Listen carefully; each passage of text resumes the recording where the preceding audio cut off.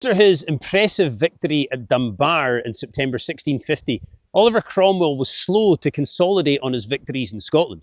He was preoccupied with trying to murder everybody in Ireland. When it comes to simultaneously killing Irish people while suppressing the Scots, Margaret Thatcher, she turned out to be far more adept at multitasking.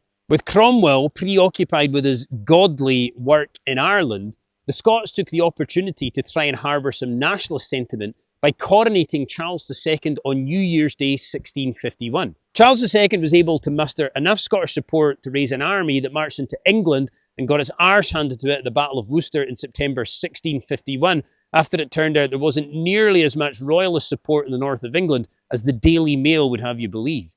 Defeat at Worcester, Charles famously went on the run, desperately trying to evade famous royal killer Liz Truss. Charles, he was protected by the loyal Royalist and Catholic underground, because if you're going to hide something, go to the experts. The hardline Protestants were desperately trying to get a hold of the king so they could kill him and create a republic, whereas the Catholics were keeping him safe and protecting the institute of the monarchy. Please, for the love of God, do not mention any of this to any old firm supporters that happen to be in your life.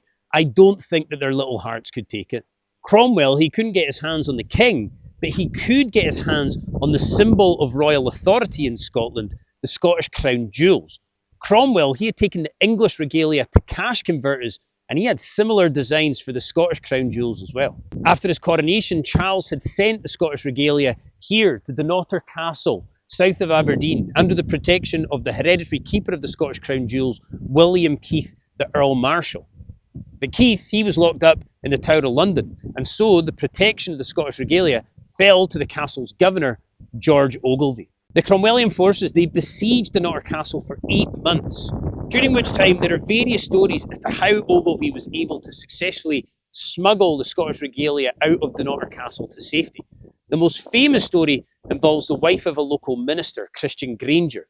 Christian, she was granted permission to visit the governor's wife, and when she did so, she came out with the crown hidden underneath her skirt and the Scottish sword and sceptre hidden in a basket of flax. Another story claims the Scottish regalia were placed in a basket and lowered down the cliffs here at Dunnottar Castle to a lassie who was gathering seaweed at the bottom. Regardless of which version of the story is true, we know that the Scottish crown jewels ended up here, at this little church in nearby Kenneth, local to Dunnottar.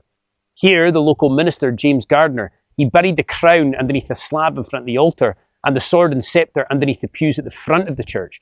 When the English eventually took Dunnottar Castle in May 1652, they ransacked the castle and could find no trace of the Scottish crown jewels. They remained underneath this church until the restoration of Charles II in 1660, who had the crown jewels triumphantly returned to Edinburgh Castle, where they remain to this day. Because of the heroic actions taken to protect the Scottish crown jewels, they are the oldest in Britain and some of the oldest crown jewels in the world. But of course, they've not been used in the coronation of a Scottish king since Charles II on New Year's Day in 1651. But who knows? Maybe in the future we'll be coronating a Queen, Susan Boyle. Maybe Scotland will become a republic, or maybe everything will just remain the same. All right, there you go. I've covered all bases. Don't come after me in the comments.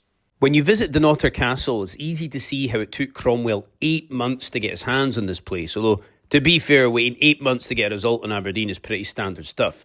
It's surely one of Scotland's most picturesque and iconic castles, as is the gorgeous wee church at Kenneth, which does a brilliant job of showcasing its important role in Scottish history.